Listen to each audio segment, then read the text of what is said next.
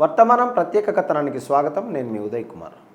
విద్యార్థుల సమరం గెలిచింది, మన విద్యా వ్యవస్థ మారేదన్నాడు.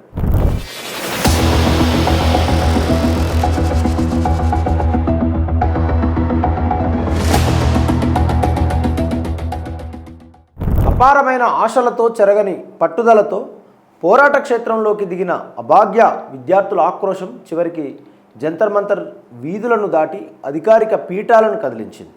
కొద్ది వారాల క్రితం వరకు ఊహకు కూడా అందని కార్యాన్ని యువశక్తి సాకారం చేసి చూపించింది. ఆరని ఈ నిరసన జ్వాలలు జంతర్ మంతర్ సాక్షిగా సాగిన ధర్నాలు, దేశవ్యాప్తంగా అట్టుడికిన విద్యార్థుల అసంతృప్తి, అంతకంతకు పెరిగిన రాజకీయ ఒత్తిడికి తలవొగ్గక తప్పలేదు.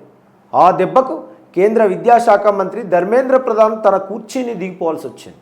పైకి చూడడానికి ఇది విద్యార్థుల మహా ఉద్యమానికి లభించిన అద్భుతమైనటువంటి విజయం కావచ్చు. కానీ సింహావలోకనం చేసుకుంటే ఉద్భవించే అసలు ప్రశ్న ఒక్కటే: ఒక్క రాజీనామా భారతీయ విద్యా వ్యవస్థకు తగిలిన లోతైన గాయాలను మాన్పించగలదా? ఈ సమరం వెనుక ఏ రాజకీయ నీడలు లేవు, ఏ స్వార్థ ప్రయోజనాలు లేవు. దీని వెనుక ఉన్నదల్లా రేయింబవళ్ళు కష్టపడి చదివిన లక్షలాది మంది యువతీ యువకుల వేదన, తల్లిదండ్రుల చెమట చుక్కలు, వారి జీవితకాల కష్టం, కుటుంబాల భవిష్యత్ కలలు అన్నింటినీ ఒక పరీక్షపై పనంగా పెట్టిన నిరుపేద మధ్యతరగతి బిడ్డల కన్నీటి నిరసనేది. కొందరు అవినీతి తిమింగలాలు లంచగొండితనం తమ జీవితాలను బుగ్గిపాలు చేస్తుంటే చూస్తూ ఊరుకోవడం అన్యాయానికి బానిస కావడమేనని గ్రహించి తిరగబడ్డ అగ్నికణం. ఈ ఉద్యమం ప్రభుత్వం కూడా తలవంచక తప్పని మహా ప్రవాహంగా ఇది మారింది.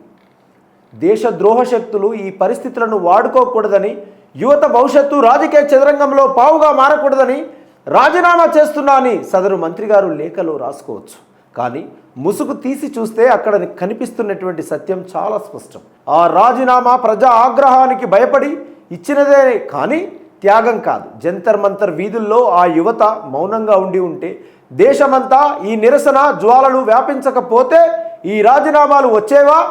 ఇక్కడే ప్రజాస్వామ్య అసలు సౌందర్యం ఉంది. ప్రజల గొంతుక ఎంత శక్తివంతమైనదో, అది అధికారిక పీఠాల పునాదులను సైతం ఎలా కదిలించగలదో ఈ పోరాటం నిరూపించింది. అయితే ఈ సంఘటన మన విద్యా వ్యవస్థలో కుళ్ళిన కోరాన్ని పటాపంచలు చేసింది. పరీక్షల పేపర్ లీకేజీలు అనేది అప్పుడు జరిగే పొరపాటు కాదు. అదొక భయంకరమైన వ్యాధిలా వ్యవస్థను పీల్చి పిప్పి చేస్తుంది.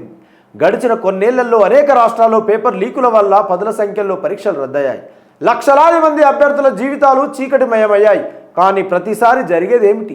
కొందరిని అరెస్టు చేయడం, కొన్ని కమిటీలు వేసి కాలయాపన చేయడం, ఉచిత హామీలు గుప్పించడం, ఆ తర్వాత మళ్ళీ కథ మొదటికి రావడం. ఈసారి కూడా కేవలం ఒక మంత్రి మారి ఆ కుళ్ళిపోయిన వ్యవస్థ అలాగే ఉండిపోతే ఈ విజయం కేవలం ఒక భ్రమ మాత్రమే.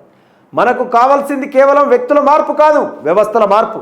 పరీక్షలను పేపర్ లీకు మాఫియా రాక్షస కోరల నుంచి శాశ్వతంగా విముక్తి చేయాలి. పరీక్ష బోర్డులకు రాజకీయ జోక్యం లేని పూర్తి స్వయం ప్రతిపత్తిని కల్పించాలి. పారదర్శకమైనటువంటి ఆధునిక సాంకేతికను రంగంలోకి దించాలి.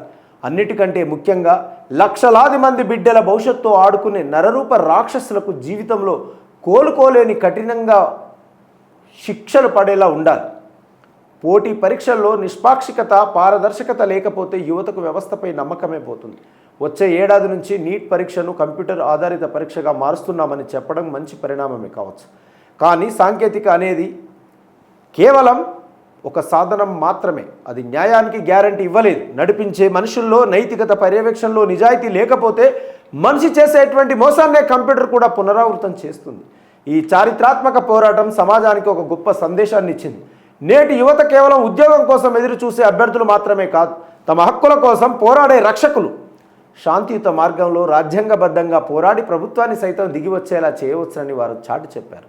ఇది ఏ ఒక్క సంఘానికో పార్టీకో దక్కిన విజయం కాదు, భారతీయ యువశక్తి అజేయమైనటువంటి ఐక్యతకు లభించిన విజయం. కానీ ఈ విజయోత్సవాల సమరంలో ఒక చేదు నిజాన్ని విస్మరించవద్దు. ఈ రాజీనామా అనేది మనం చేరుకోవాల్సినటువంటి గమ్యం కాదు, మార్గంలో ఒక మైలురాయి మాత్రమే. రాబోయే రోజుల్లో పరీక్షల వ్యవస్థ నిజంగానే పారదర్శకంగా, సురక్షితంగా, అక్షరాల నమ్మదగినదిగా మారితేనే ఈ ఉద్యమానికి చారిత్రక ప్రాధాన్యత దక్కుతుంది. అలా కాకుండా కొద్ది నెలల తర్వాత మళ్ళీ ఏదో ఒక పరీక్ష పేపర్ లీక్ అయ్యి మళ్ళీ మన బిడ్డలు కన్నీళ్లతో రోడ్లపైకి వచ్చి అవే పాత హామీలను వినాల్సి వస్తే మనం ఒక వ్యక్తిని మాత్రమే మార్చం, పీడకల లాంటి వ్యవస్థను కాదు అని గుర్తించాలి. ఇంతటితో ఈ స్టోరీ సమాప్తం. మరిన్ని విశేషాలతో మళ్ళీ కలుద్దాం. నమస్కారం.